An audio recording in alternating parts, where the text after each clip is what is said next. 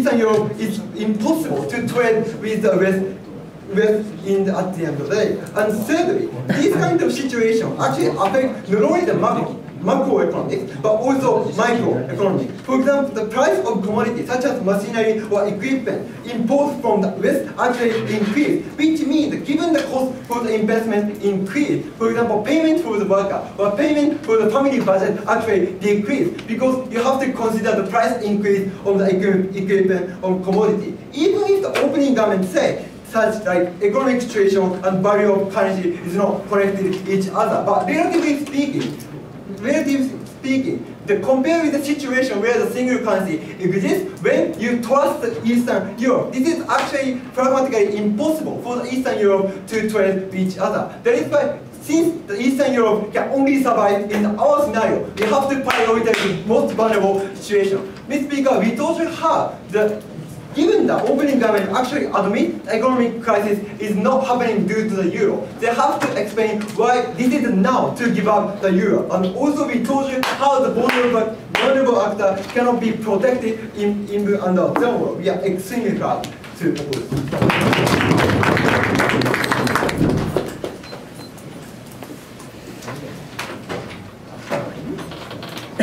I thank Big Leader for the remarks, and now proceeding to the closing half of the debate. Now, I'd like to call on the member of the government. Okay.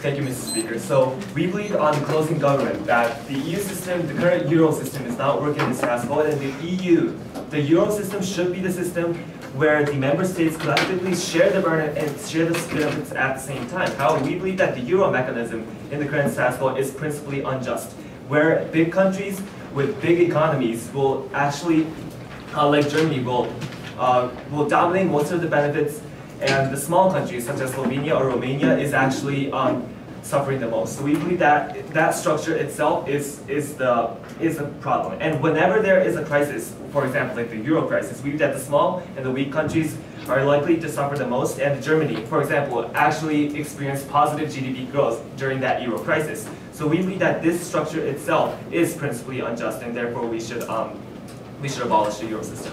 So before moving on to my arguments, I'd like to make a few rebuttals. So the opposition side talked about the fact that since we transformed the Euro currencies back to the local currencies, the currencies will be depreciated and the economy will dysfunction. We believe that in the short term, yes, if we go back to the local currency, yes, the currency might actually depreciate. But as we saw in the Asian currency crisis, for example, Thailand's currency actually depreciated for a short term, but what happened is that because the currency depreciated, the stocks went down, the bonds went down, and the commodities or the cost of human resources actually went down as well. So that actually showed to the investors that, investors that Thailand is a potential prospect for investment, which led to the growth again. Moreover, they talked about the fact that because, for example, in Eastern Europe, the agriculture or the farm products will not be able to be sold, but we believe that those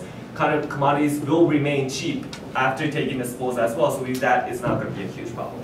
So I'd like to move on to my first argument about how the current system is dysfunctioning and the collective burden is not shared within all members. So we believe that it is. No, thank you. We believe that firstly, the system is extremely harmful for marginalized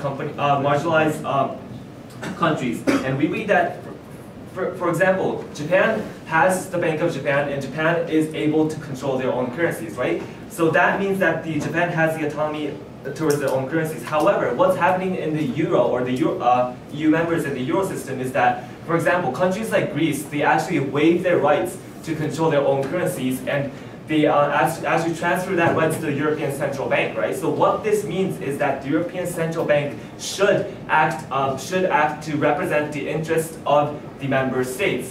And member states, we believe that this means that there should be a reciprocal, no thank you. There should be a reciprocal relationship between the European Central Bank and the member countries. And we believe that the current system is not accountable, and the European Central Bank is not representing the interests of the member states. We believe that it is principally unjust. So, no thank you. So we believe, so what is, so let me further illustrate what is happening. So we believe that small countries in Eastern Europe are actually the economy is controlled by the dominant countries. No, thank you. For example, and I'd like to explain this into criteria, firstly about politics, and secondly in terms of the crisis. No, thank you. We believe that the political situation is because these small countries has really weak political power. We believe that because they have small population and they are not contributing in the economy, when it comes to the EU Parliament, because the population is really small, the number of votes that they get, no thank you, the number of votes that they get in the EU Parliament or the EU Commission is really small. So we believe that they are not able to voice out their opinions. Moreover, in terms of the crisis, in terms of what happens in the crisis is that the Euro Commission, because they are not democratically elected and they are mainly dominated by the technocrats, we believe that they are not able to advocate the collective interests of the member states. So what happens during the crisis is that, no thank you, big countries like Germany are actually hesitant to help those countries that are suffering an economic crisis. What Germany is saying that those kind of countries are suffering because of their own fault, and they're not likely to help those countries. All right. So the problem with the European Central Bank, why don't you have quotas or something that allows Greeks, Portuguese, Spanish to enter the ECB? There's no problem with the ECB. There's a problem with representation, which we can fix without abolishing the euro. No, we believe that on the so we believe that just by changing the EU Commission is not enough, because having the euro currency itself, it actually affects the whole economy. So just by changing the system does not actually make substantive amount of effect. So what will happen after time? So firstly, big countries like Germany will be able to have their own currencies, and they will be able to maximize their own currencies as they want to. And moreover, there will be benefits for the small countries as well. Small countries such as Romania, they remain to have their own currency even though they are in the EU, and they are actually experiencing positive economic growth right now. And for example, like what happened in Thailand, because the currency is cheap, that means that the commodities are cheap at the same time as well. So we believe that actually invites foreign direct investments to that country. So we believe that after taking this proposal, by abolishing the abolishing the euros, the countries will actually able to experience positive growth. So what we brought to you by the closing government is that the opening government talked about the economic harms, and but we discussed whether euro itself is principally legitimate or not, and we have been saying that it is not principally legitimate. We gave you specific context of how the euro is, what is actually happening in the political scene, and how the euro, we specifically discussed about the decision-making process of the euro itself as well. And moreover, things like social welfare or things like foreign policies, those kind of issues are things that should be decided by themselves. And we believe that the currency, if the currency is waived, that means that the European Central Bank should take care. But since it is not taking care right now, it is principally unjust. And for all those reasons, we're proud to close.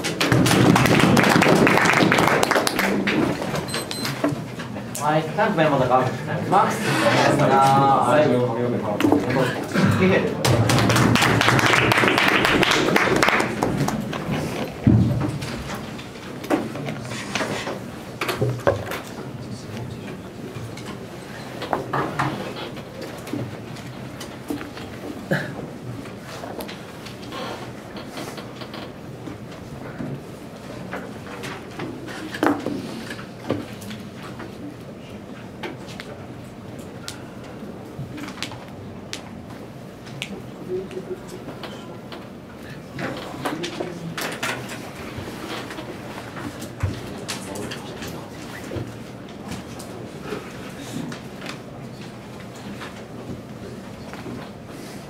So opening up talked about trade. We're going to expand that on our side of the house. We're going to talk about standards. We're going to talk about what trades actually do inside the European Union, how that helps the European Union further its trade with outside countries. But before that, several points of independent rebuttal. I believe I've already killed closing propositions arguments about legitimacy because it's something that we can fix without resorting to abolishing the euro, ladies and gentlemen. If the Greeks aren't having a say, get the Greeks to have a say. Improve the system, don't get rid of the euro. Next, let's look at opening proposition. Opening proposition says we want the European Union countries to trade with other countries because the European Union will be in recession. That's not mutually exclusive with abolishing the euro, right? You can have the euro and then trade with other countries as well. And like if German exports, as a result of that, if the currency is devalued and German exports increase, presumably Greek exports working on the same euro would decrease in value as well, thereby helping Greek export industries too. Again, no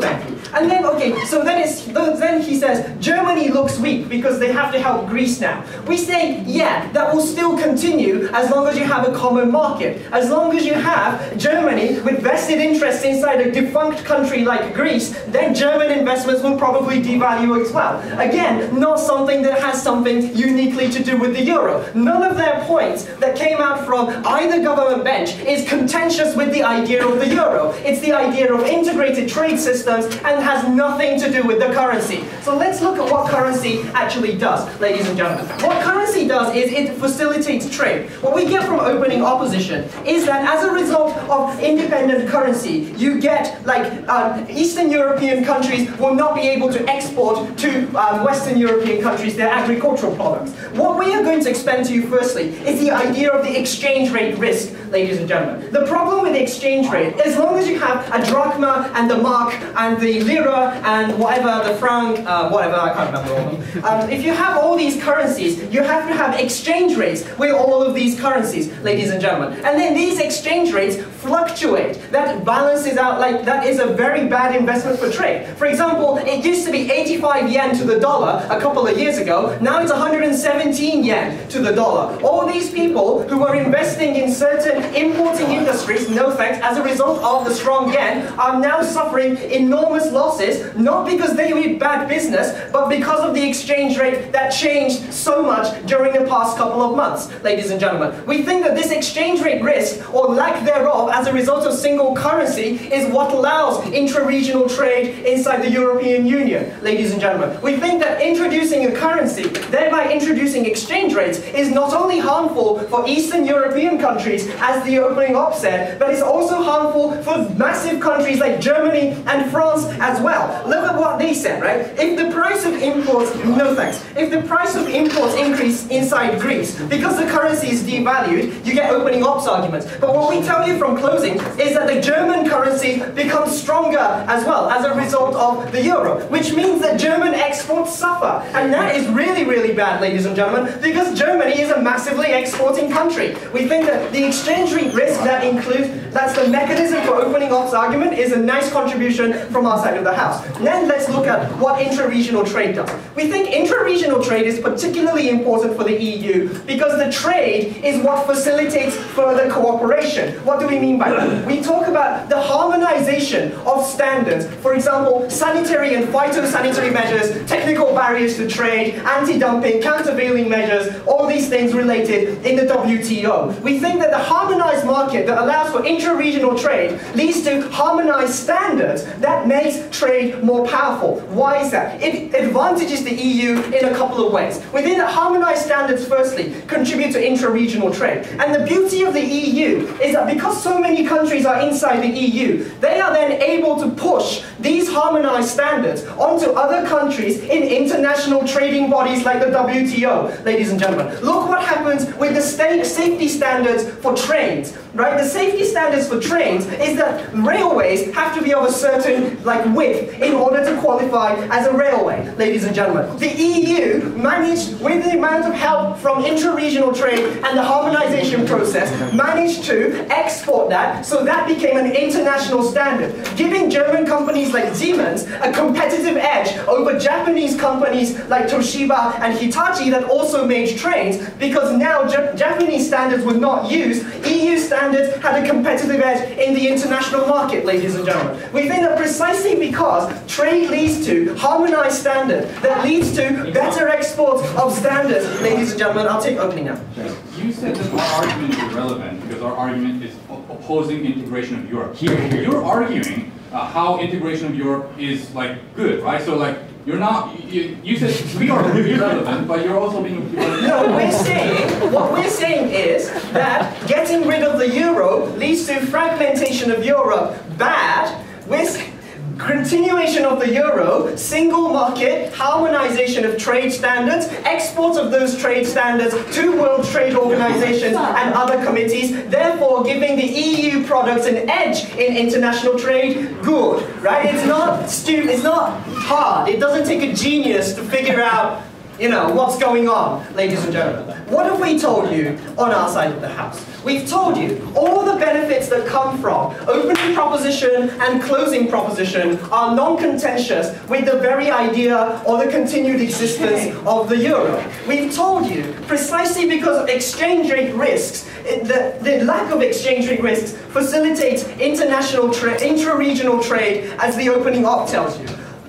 What we bring to you uniquely from closing opposition is that the enhancement of intra-regional trade leads to harmonization of standards that is created as a result of increased trade that leads to pushing these countries uniquely under the European Union because they have so many countries as representatives in the WTO, and the EU itself is also included in that market. Because you get to export these standards, now you are able to export your products because you already comply with the rules, but the other companies from America, other companies from Japan have to change their products to fit international standards in order to go into the market. We say that the EU already has a competitive edge in advancing into developing country markets like Thailand as a result of the harmonization and the export of standards. We're very proud to oppose.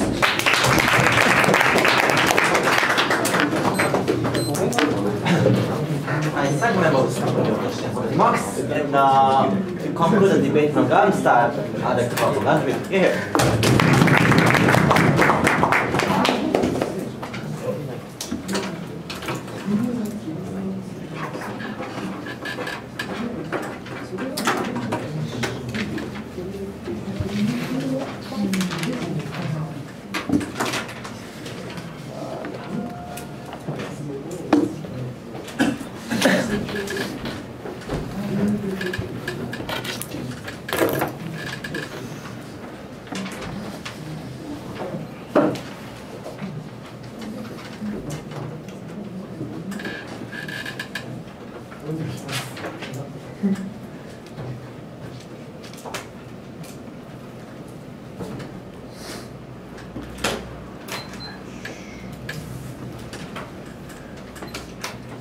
So Nixon came up in the podium and talked about this is not about sovereignty, this is not about autonomy. Let's say the same thing. This is not about international standards for the price and the trade itself. As long as trade goes on, Mr. Speaker, we can have a deriving force to make sure that we have common international trade standards, Mr. Speaker. Like FTA between EU and China is going to be conducted, or other FTA, right, with Argentina is also conducted. Mr. Speaker, as long as we have the proliferation of trade going on, we have no exclusive necessity to buy the point from closing oppositions.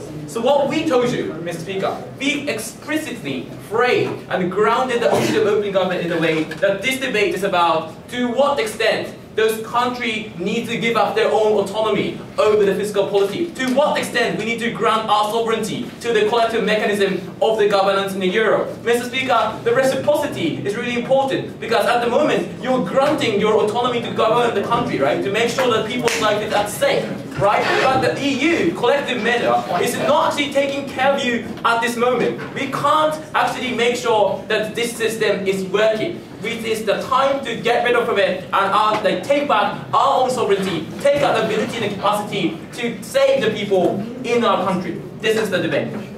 moving on today to the 2-pointer summary. Firstly, I'd like to briefly deal with the issue of opening government, opening opposition. Secondly, I'd like to talk about the issue of closing. And lastly, I'd like to talk about why it is extremely important to care about our problem, because we explicitly told you Euro system and EU politics closely related. Moving on to the first part. So opening opposition, right? Firstly, opening opposition talked about agriculture is going to be damaged because the cost of production, it might be increasing. Firstly, Mr. Speaker, like with such a structure, right, like Poland or like Romania, like everything is quite cheap. I went to Romania, Mr. Speaker, the cost of production is still remaining extremely cheap. No, thank you. Also, even though there is some financial difficulty happening, but EU is the body actually helping you out, Mr. Speaker. We have the historical record of the agricultural subsidy, which is largely conducted by Agricultural Union, Mr. Speaker. We don't really see a massive problem actually calling for those like agricultural people. No, thank you. Also, Mr. Speaker, they talk about speculative trade is likely to happen. No, because America or the Europe itself is trying to regulate those trade, right? For example, we have Basel III or we have Volcker rule in order to, firstly, stop banks from giving money to the hedge funds. The hedge funds no longer have any capacity to exploit those poor countries, Mr. Speaker. Also, we actually make sure that like financial regulation is massively conducted. We don't need any sort of like analysis to protect those people. No, thank you. Also, they talked about like investment actually going away. Here's my part of intention comes into play, right? At the moment, we see a huge damage for this country to the short term, which is extremely good thing, because if we keep the high currency value and like without having proportionate impact to the like other substantial economy, it's actually a rather harmful thing, because investment is not coming because it's relatively more expensive than it actually seems, Mr. Speaker. My partner actually told you it's a situation in EU. It's like Thailand introducing Great Britain pound, Mr. Speaker. It seems everything really expensive, but we can change that, right? By actually seeing the successful example of Asian currency crisis. By actually lowering the currency value, we can make sure that the currency value is proportionate to the situation of the economy, Mr. Speaker. That's why we can attract more investment. That's why we can attract the more people see the prospect of developing, rather than by having overcoming the initial cost problem of the growth to begin with. No, thank you. No response coming from that side of the house. No. And you know, okay, moving on to the second one. So closing option, right? No.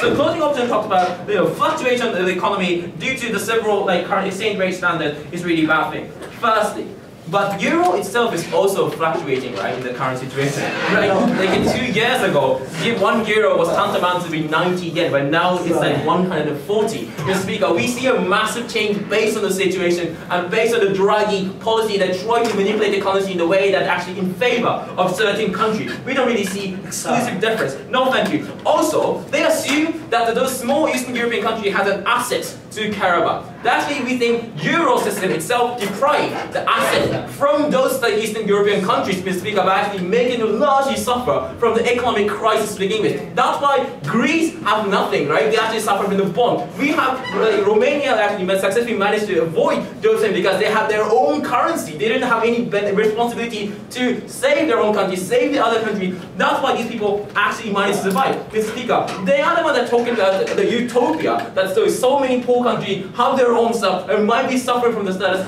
suffering from the situation might be happening after taking the polo. This is not the same, Mr. Speaker. They actually deprived the thing to begin with. This is not really important. No. Lastly, they talked about harmonization, safety standard. As I told you in my introduction, this is about free trade. We're not opposing free trade itself. No, thank you. And even though they try to say it's going to be a drive of harmonization, but what is the exclusive necessity to have those things to begin with? No constructive analysis coming from the member of opposition whatsoever. Opening.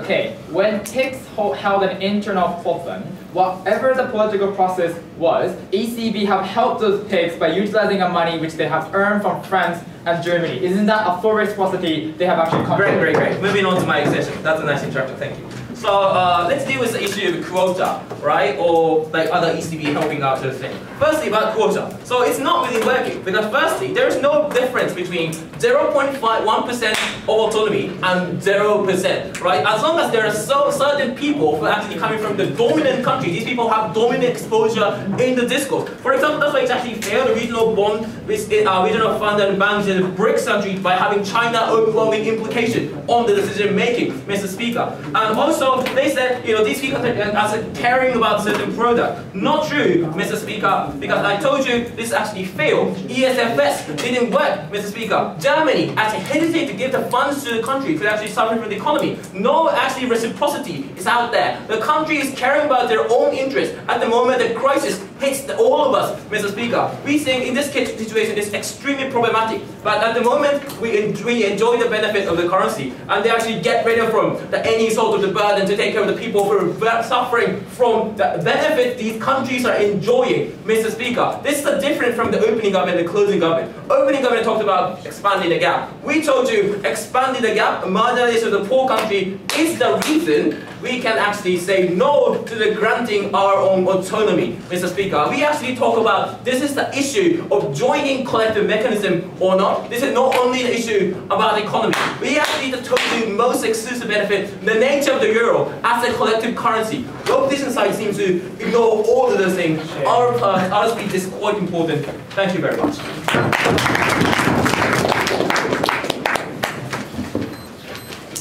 サッカーまでマウス and I will go on the finance speaker about the debate, which is ahead.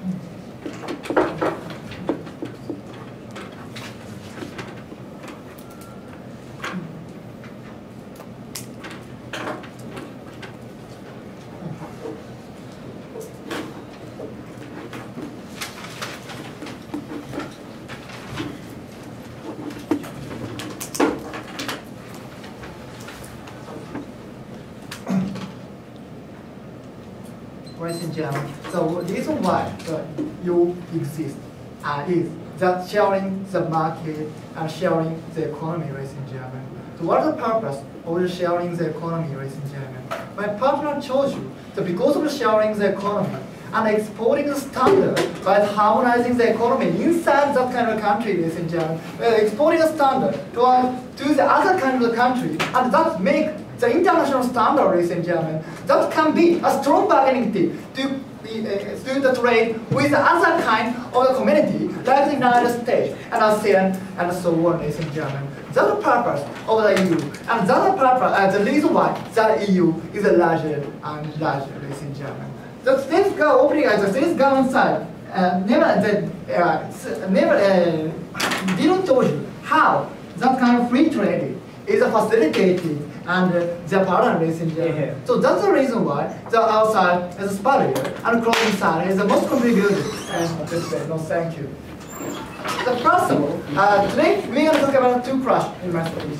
The first of all, which is a better, simply which is a better for the economy, for every individual country which accept that kind of euro, ladies and gentlemen. The second one about, I think it's not relevant, the principle of the currency and the proportionality of the currency's value and so on. The first of all about the main issue of this debate is simply the benefit of every individual country, ladies and gentlemen. So when they talk about that kind of free trade system is broken, and so many people and so many countries have to accept the value provided the not proportionally money, ladies and gentlemen. So thank you. First of all, it's not a problem of the euro. No, it's a problem of the ECB's policy and other kind of pressure, ladies and gentlemen. We are happy to face, happy to stop that kind of pressure, ladies and gentlemen. So what they are talking about is completely irrelevant in this debate, ladies and gentlemen. What we are talking about as a currency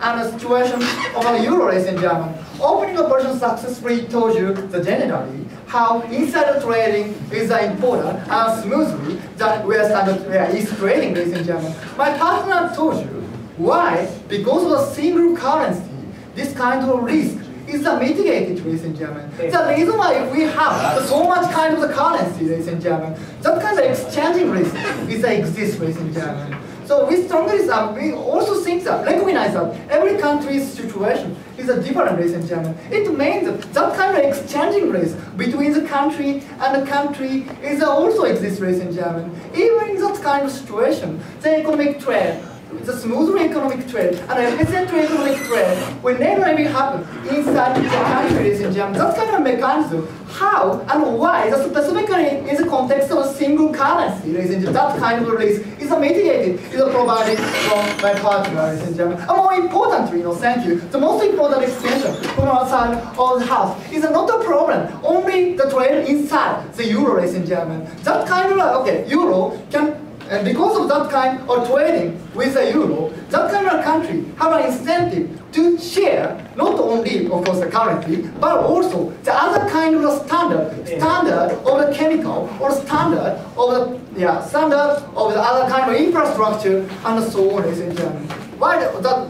If it shares value, that kind of standard will be the euro standard, ladies and gentlemen. Whether we recognize that euro is a big community, ladies and gentlemen. Okay, world's community, the WTO also have to recognize that is one important standard as the world society, ladies and gentlemen. That kind of a community sometimes accept this kind of standard by the euro, ladies and gentlemen. What happens, ladies and gentlemen? Even in that situation, ladies and gentlemen, in the status quo, because every country in every individual country can have an advantage compared than the other kind of countries. For example, Japan and the United States, the products are rejected because their product is not suitable or the standard or WTO, ladies and gentlemen. But it's the case of in the status quo, ladies and gentlemen. The euro product is suitable for the standard of WTO, ladies and gentlemen. That's simply because euro can use that kind of standard as WTO will sometimes use that kind of standard by the euro as international standard, ladies and gentlemen. That kind of advantage is the purpose of the community. Euro makes a community, the European country makes a community by sharing the currency openly. International finance has nothing to do with currency, but second of all, the reason why the crisis in Greece spread across Europe was because there was too much integration, too much harmonization